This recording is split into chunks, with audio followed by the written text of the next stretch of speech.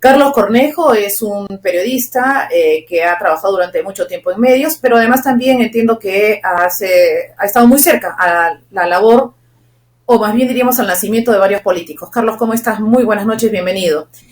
¿Cuál es la agenda política? ¿Cuál es? ¿Perdón? Hola, Milagros, ¿cómo estás? Por la edad, digamos, he estado viendo algunos nacimientos políticos. ¿Cómo te va, Milagros? Qué gusto. Muchas gracias, Carlos. Lo digo además porque nuestra más reciente vida ha sido tan azarosa que, bueno, ya sabemos cuántos presidentes hemos tenido en tan breve tiempo. ¿Cuál es la agenda política y cómo debería, crees tú, no solamente cómo conducirse, sino qué es lo que va a pasar? Hablemos primero, yo no sé, los dos poderes son importantes, presidencia de la República o el Ejecutivo y el Legislativo. ¿Por dónde quieres empezar, por favor? Bueno, sí. No digo nada nuevo si creo que la agenda que trae consigo el presidente Castillo es todavía un enigma. Seguramente él y su equipo más cercano deben tener ya algunas prioridades dispuestas, pero en tal caso, desde afuera y mirando la situación que hoy vive el país, yo creo que lo que tiene que ser, sin duda, la tarea fundamental del Ejecutivo hoy es seguir vacunando, Milagros. Hoy ha habido un pequeño roce entre Óscar Ugarte y Ceballos, quien va a ser el próximo ministro de Salud, en función a unas declaraciones dadas por este último, donde cuestionaba o ponía en duda que el Perú tuviese un programa de vacunación serio de cara a fin de año. Y Óscar Ugarte en conferencia de prensa le ha dicho, no se confunda, señor Ceballos, las vacunas están compradas, están viniendo. Le ha dicho, no es que sean acuerdos de intención, se trata de acuerdos ya cerrados. Por lo tanto, si es como Ugarte plantea, vacunación, Milagros, te diría que es lo número uno, porque además eso va de la mano del elemento número 2, que es el ejercicio reactivador de nuestra economía. Todos vacunados, más seguros, podremos salir a trabajar y podremos mover un poquito más la máquina. Ojo que Humberto Campodónico, ayer lo escuchaba en una nota hecha por Desco, decía que ya este año el Perú crece 10%, o sea, ya hay un rebote interesante para ir saliendo de la crisis. Por lo tanto, si la maquinita ya se está moviendo, hay que seguir empujando en esa línea. Y lo tercero, sin duda fundamental, es el retorno a clases, Milagros. Yo creo que ahí hay que poner toda la carne en el asador al 2022, por lo menos semipresencialidad en todas las escuelas del Perú, públicas y privadas, para poder tener, digamos, para no perder más tiempo. Jaime Saavedra el otro día en entrevista en RPP señaló que los primeros informes señalan que alumnos que sí han llevado clases a través de la virtualidad, o sea, que han tenido profesores y acompañamiento y computadoras y conexión a internet, han aprendido un 27% tan solo de lo que hubiesen aprendido si hubiesen llevado clases presenciales. O sea, y allí, digamos, en la mejor escuela se ha aprendido solo un 27%. ¿Cómo será en la escuela pública y en la escuela más rural de nuestro país? Entonces hay una urgencia imperiosa, Milagros, de que las clases se reanuden, de que nuestros profesores estén tranquilos en regresar a las clases, que haya un proceso de vacunación interesante hacia octubre y noviembre para chicos entre 12 y 17. Habría que ver si en el verano la cosa puede avanzar para que también los más pequeñitos estén ya vacunados y podamos tener, si no presencialidad, semipresencialidad, creo, al 2022, marzo 2022.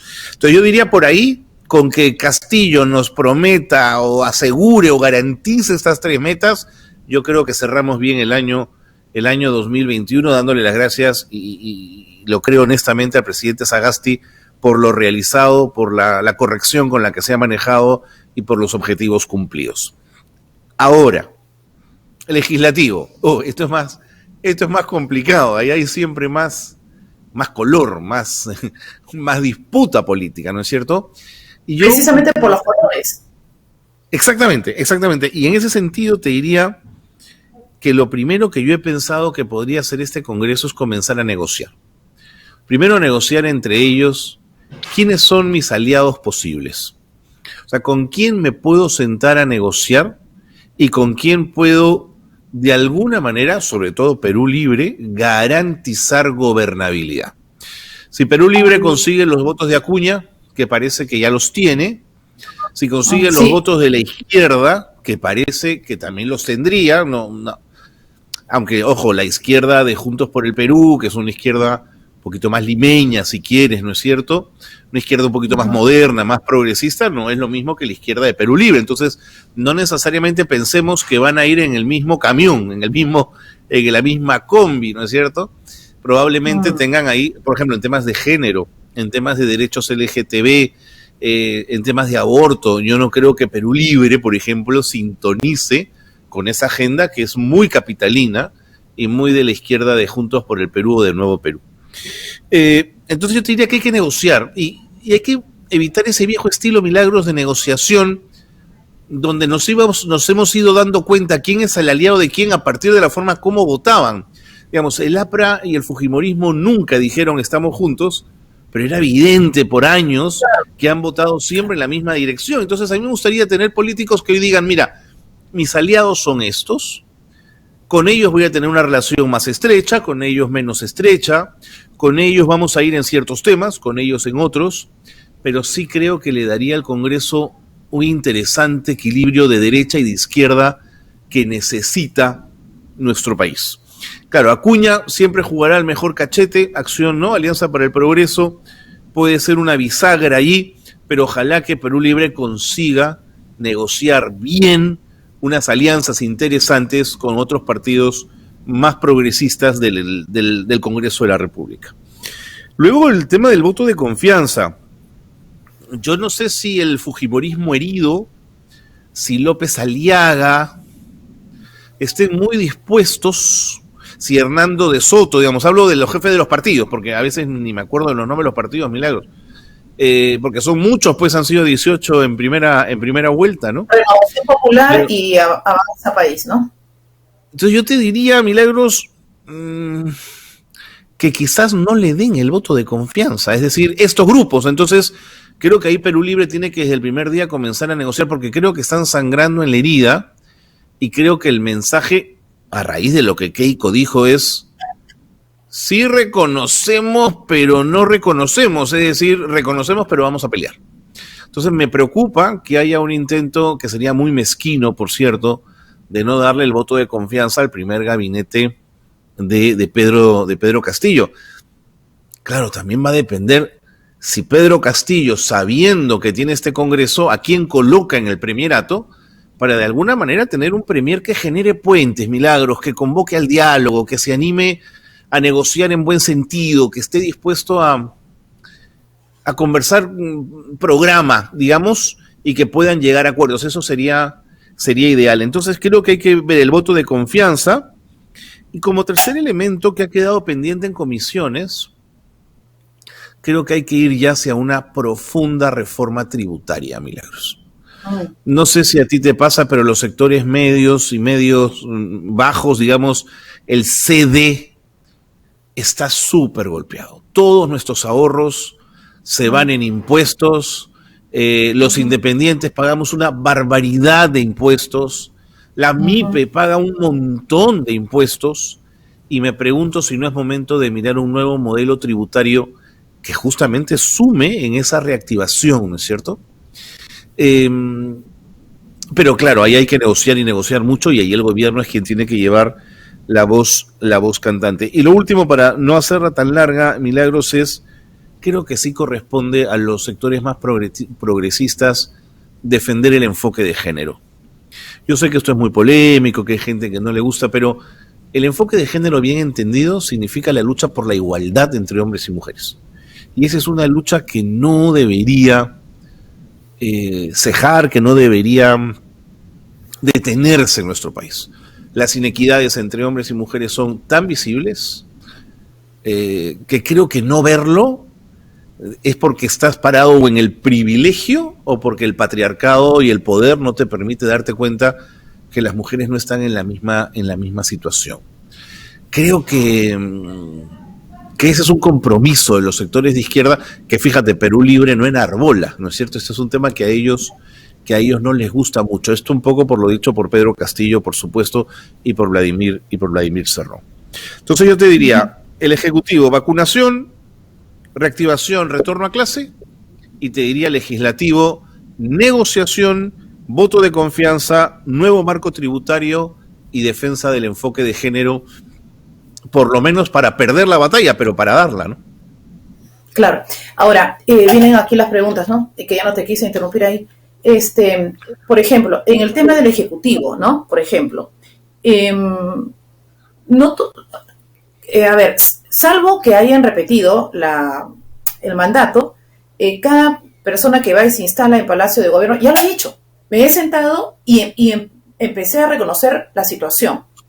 Entonces, no sabía exactamente qué es lo que tenía, porque una cosa es que yo declare de fuera de Palacio y otra cosa es cuando ingresas. Cuando ingresas ya conoces la infraestructura, conoces los compartimentos. Es difícil, porque no sé si a ti te ha tocado como reportero, que me tocó a mí, ¿no? Entonces, hace muchos años cuando empezaba en esto, entonces tú miras Palacio, sí, normal, los soldaditos marchan y tal, pero una cosa es cuando estás adentro y otra cosa es el peso que vas a tener y no solamente es el peso del país, es la responsabilidad, porque efectivamente tendrá que gobernar tanto yo recojo lo que él ha dicho, ¿no? En un reportaje, me pareció esta línea interesante, la voy a decir cada vez que pueda, ¿no? Su padre le dijo, sabrás en lo que te has metido. Porque eso, no hay nada como un padre sabio. Porque mi padre cuando va a decir algo, me dice, yo le digo, papá, mire, ¿me ayudas en tal cosa? No me responsabilizo. Entonces, con eso es tu responsabilidad, no es de él, y es verdad, es la mía. Entonces, una cosa es administrar todos los bienes de todo un país, porque está su nombre, si tiene mucha significancia para él, su nombre, la de su padre, la de su madre, la de su señora y la de sus hijos. O sea, él tiene que ponerse a pensar en eso. Y además su condición de maestro, porque es el primero en su categoría que lleva la presidencia de la República. Y la otra cuestión que le va a pesar son las promesas que hizo. No se va a poder desembarazar de las promesas. Porque yo asumo, no sé si tú crees, tienes ese pálpito, Carlos, que las personas no van a esperar mucho tiempo para ver cosas en el escritorio ahorita. A ver, coincido en varias cosas contigo. Primero, creo que va a tener una primavera muy corta. Recuerda que además al frente tiene por lo menos a dos partidos, al de Keiko Fujimori y al de López Aliaga, con un puñal en la boca, que vienen de frente a pelear, ya no transar. Va a tener por ese lado una primavera corta. Luego, en un año de pandemia complejo, entonces las expectativas ciudadanas son altas. Eso por un lado.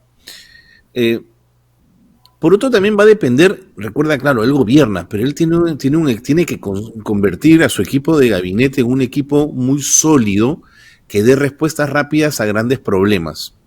Por eso es que me ha preocupado mucho no tener hasta ahora nombres en el gabinete, porque o no tiene a quién poner, o los nombres que tiene todavía no tienen el brillo o el fuste o esa capacidad para enamorar a varios sectores al mismo tiempo, ¿no? Hay quienes le han sugerido la posibilidad de dejar en ciertas carteras algunos ministros para que haya una continuidad, sobre todo en salud y en educación, digamos, ¿no? Más en salud que en educación. Pero él no, por lo que nos ha mostrado y lo que nos ha relatado y su gente habla, no parece que vaya a ir por ese lado. Pero ¿sabes qué? Sí siento, Milagros, que es un hombre muy pragmático. Si las cosas no... O sea, el ideologizado puede ser Cerrón. Él es un hombre más pragmático, más de resolver en cancha. Y de pronto eso le hace ver y darse cuenta que necesita, pues, de gente que no solamente sea hábil en la gestión, pero sino que además tenga capacidad política, capacidad de negociación y de hablar con las otras bancadas y con los otros grupos para ponerse de acuerdo.